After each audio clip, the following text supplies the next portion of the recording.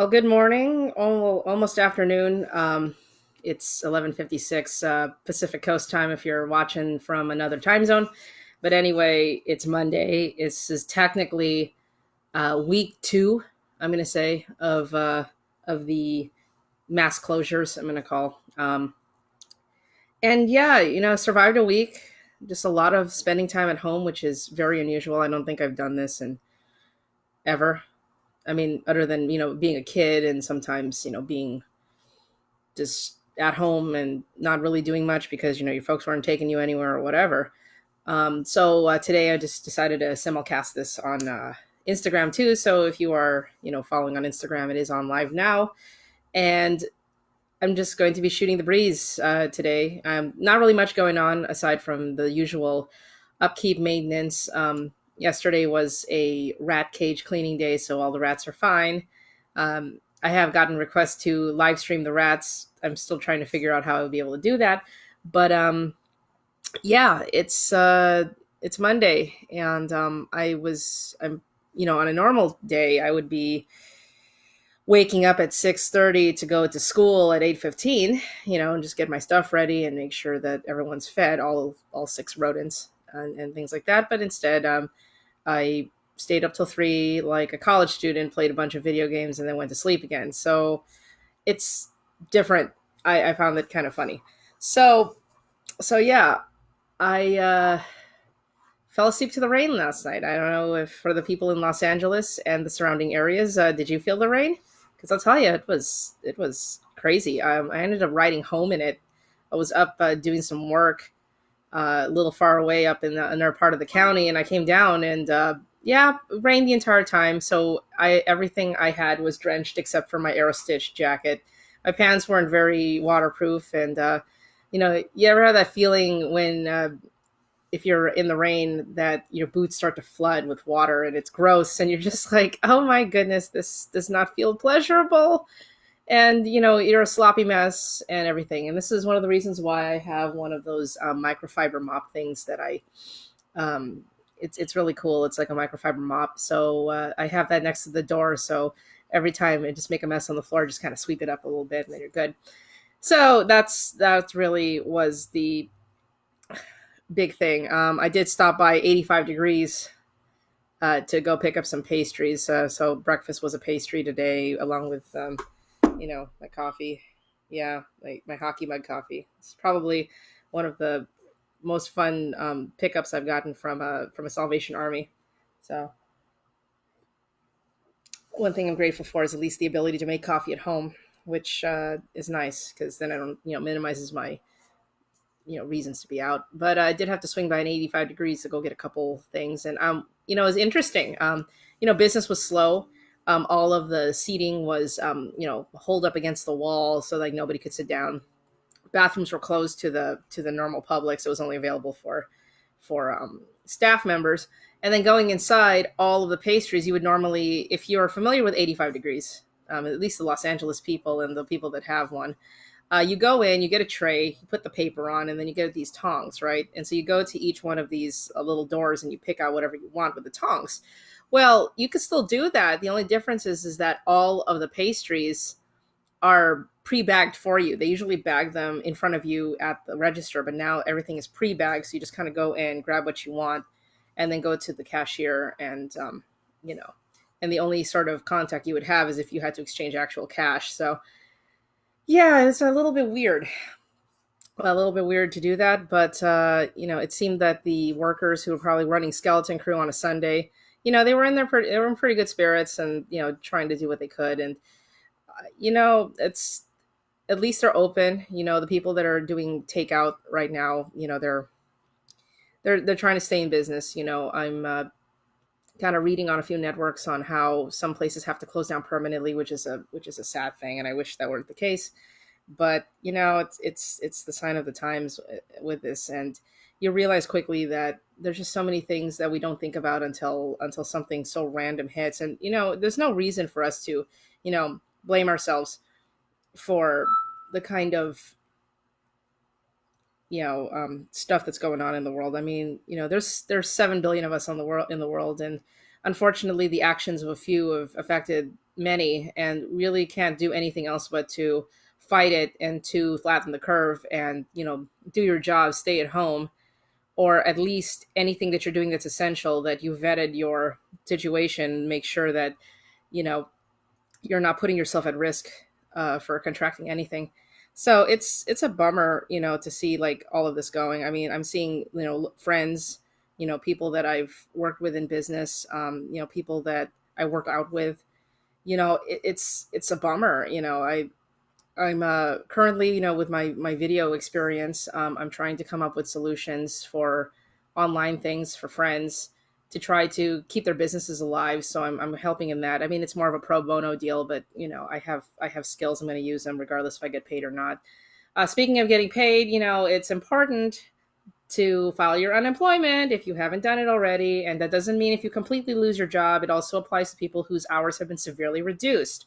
So it's extremely important. Please make sure that you file your unemployment, okay? Tax dollars, yeah, you know what? These are your benefits too. And, as much as you don't want to say that you never want to use these things, they're there for you.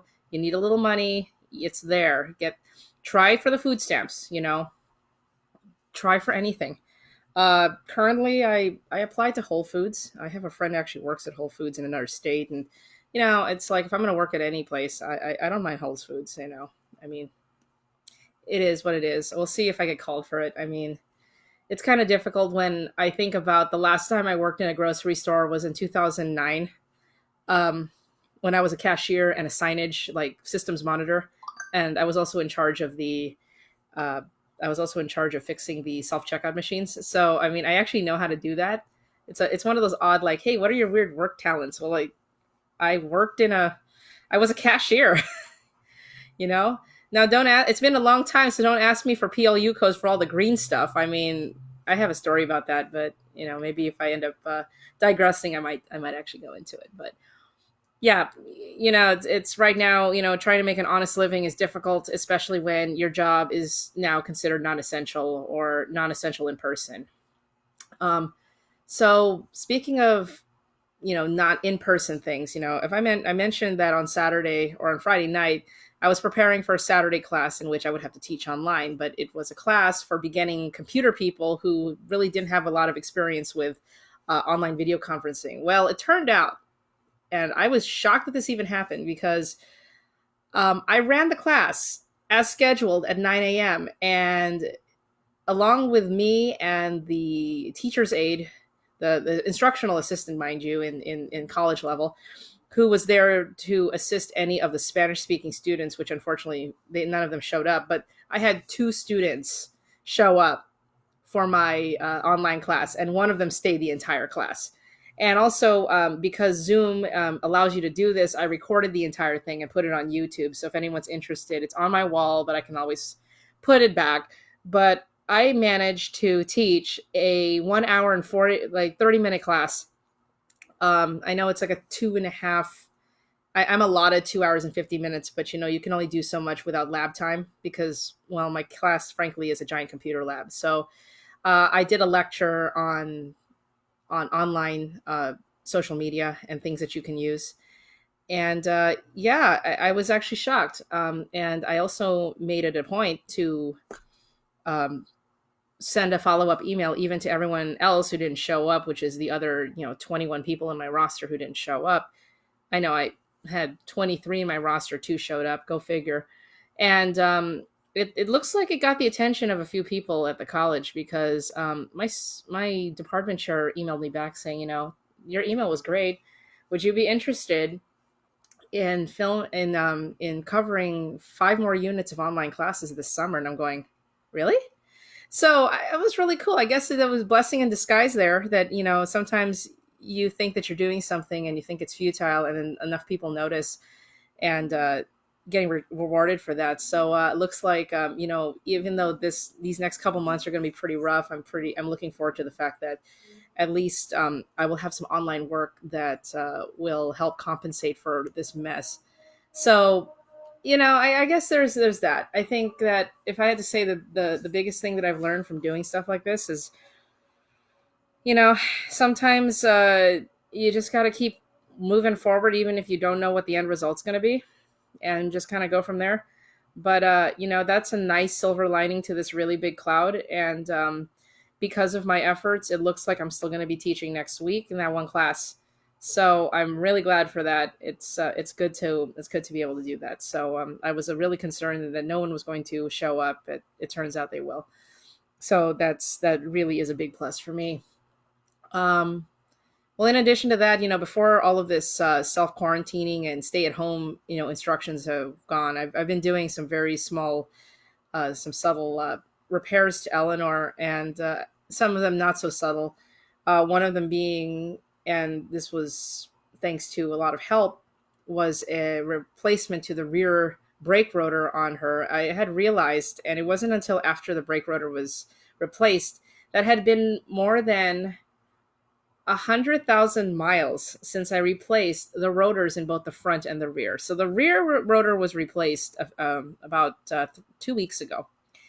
And unlucky for me, when I was coming home from working with my nieces on their online work, I think I ended up striking something kind of sharp on the road on the way home. And I have Ride On, which is a flat tire preventative gel, kind of goopy stuff that's inside the tire. So it slowed down the leakage so that I didn't end up, blowing out on the highway or anything like that. But it's slowly leaking out of my front tire, and so I'm unable to keep pressure. So as much as I didn't want to have to spend any money or anything like that, I had to order a brand new tire. And because of the current uh, condition of the rotors, I also had to replace. I'm also replacing the rotors. That's not a very cheap thing to do. But considering that's been 100,000 miles since those rotors have been replaced, I know I really take these. I've taken this bike about as far as it can go in terms of wear and tear on parts. So I mean, there's that. I When I realized that the last time I had replaced these tires was at about 120,000 miles on the odometer, and I have 215 on the bike right now. Most people don't keep their bikes long enough to even replace their rotors once, if not twice. And this will be the third rotor set. That's if you include the first one that came with the bike when I bought it. This is the third set of rotors this thing is going to be going through. Yeah. So taking time to do that, and also replacing the valve stem as well with something a lot more hefty and high quality. So I'm making some subtle upgrades here. That's just where things are. You have a little more time to do that. I rode home in the rain on Pam, my Versus 650, and I'll tell you, it's been a long time since I've ridden back home on a 650 in a complete downpour. But she held the fort and we were fine. But I'll tell you, yeah, when you have like absolutely no, barely any plastic to cover you, and it was just coming down pretty good. I mean, this was also the first major rainstorm my new Aerostitch jacket has been through, so I'll tell you, that thing passed the test. The rest of my gear, not so much, as I mentioned. So yes, motorcycle gear. Perhaps during the time, if you're a motorcycle owner or you're a car owner with a little bit of extra time, I believe the automotive stores are still considered to be essential um, stores that need to stay open, obviously, for law enforcement and for anyone else who needs anything on their cars, which is pretty much damn near anybody if you own a car. And also because some things, you can get some motorcycle stuff at the auto parts store, obviously, like oil. They do have a few. I know, like they sell usually semi-synthetic and synthetic motorcycle oil at like O'Reilly's and AutoZone in a pinch. Anything else you need basic to do some sort of maintenance, replacement bulbs, that kind of thing. I was reading up though that I think Cycle Gear is reducing the number of stores, brick and mortar stores that are staying open. Usually they're going to be keeping the ones open that are closer to areas that need it the most, like law enforcement and things like that. So they do curbside pickup for Cycle Gear. A lot of it's going to be ordered online. I am also noticing that when it comes to Amazon orders, unless it's essential, I think they're delaying your pickups up to like 2 weeks. So it depends on the delivery, depends on the person, depends on the seller. So you're going to have to check your hours if you're going to be doing that. At the same time, this might be a good time to just make sure that all of your vehicles are in good running order, just in case, you might have to go somewhere. So I'm finding that that's been one of the new projects. And since Essentials are still open, Pacific Motorsports is still open. I'm waiting till tomorrow to order bolts for the rotors that are going to be coming in. That are supposed to be coming in later this week, and then blah blah blah blah blah. So yeah, that's just it's not unwanted maintenance, but more of the timing is just something that you're just going to have to work with, which seems to be the theme of everything else going on. I did find some amusement though about Costco the other day. If any of you guys were on Instagram, I think you might have seen me take a picture of the no returns policy that they have now instituted because of those hoarding a-holes who decided to buy all the toilet paper and water and then realized that, you know, buying enough toilet paper and water to, to support half of the population of Las Vegas is probably not a good idea and they needed to take it all back. It's like, no, why would you want your shit back? Seriously, come on. You know, first off, I'm still boggled over the whole point that, you know, I'm still boggled over the fact that all of this kind of the toilet paper went first. I mean, shoot, I woke up this morning and refilled my Brita filter, and the water still works, and I haven't died of dysentery or cholera, so I think the tap water is still okay. The last time I checked, but okay, sure. I was wiping stuff down again with my Lysol, Clorox, these things. I love this stuff. This is like, yeah, and I bought this long before anything went down because it's just me in the house like 98% of the time. And Lysol, like you buy these at like Home Depot in a 3-pack for $10, and I knew that I wasn't going to use them all at the same time. So I said, okay, sure, they're there. And occasionally, I get back from somewhere, wipe my knobs, doorknobs, wipe anything that I've touched on frequently, table, any equipment that I get back. Just make sure that it's all just wiped down casually. Just kill something, it's fine. You know, that's all you can really do is just, you know, stay as clean as you normally do if you're a clean person, or at least a decently. I consider myself a decently clean person, trying to scrub that bleach products, scrub whatever. And I kind of have to keep things a bit clean, especially when I have animals in here. It's important, making sure that they're healthy, and my air purifier inside of my room is functioning properly, all that stuff.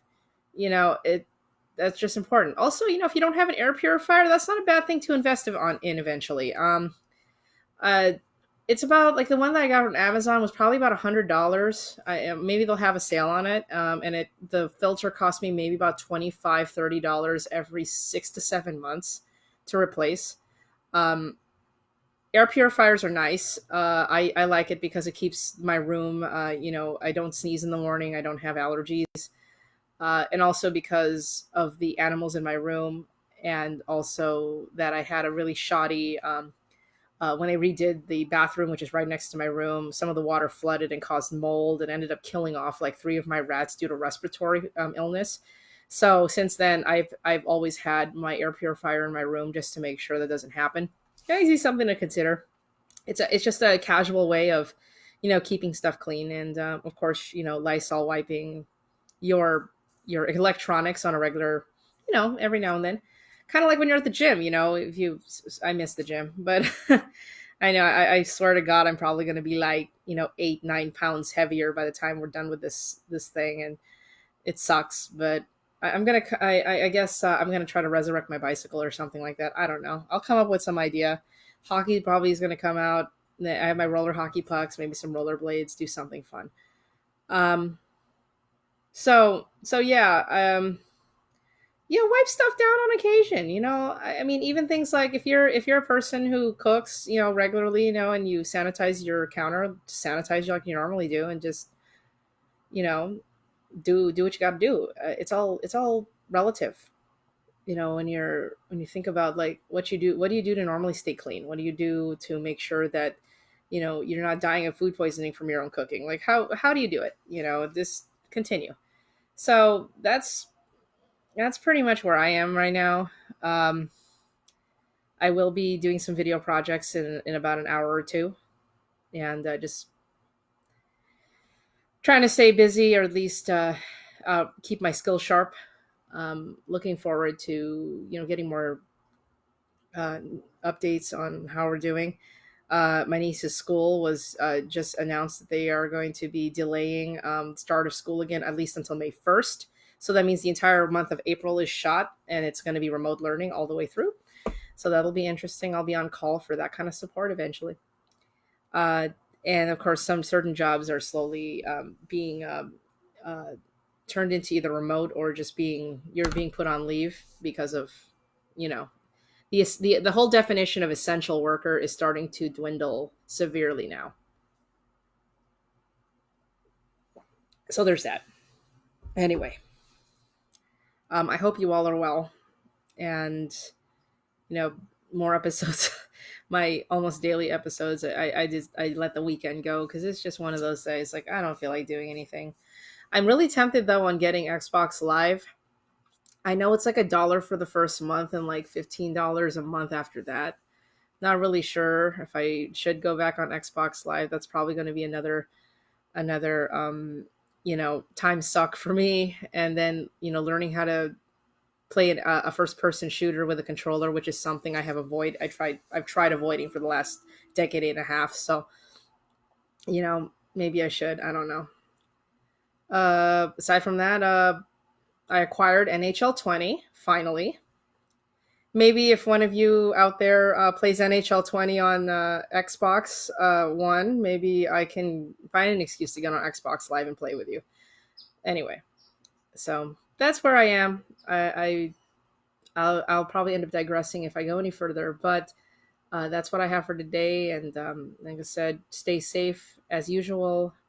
Practice common sense. Don't go to frickin' Santa Monica, on the weekends. Oh my gosh, I read that whole this article about how Garcetti has closed all of the parking lots for Santa Monica because people were effing stupid this weekend and decided to all go to the beach at the same time, even though there's a shelter in place order. You know, I have often wondered how many people if Darwin was right, how many of those people would end up, pretty much not surviving this whole thing? And I'm going to say every single person who decided to go to Santa Monica this weekend. I'm going to call it that. No, really, like common sense people. You can't be 6 feet away from a person if you're all at the beach at the same time. I mean, use your freaking common sense, dear Christ.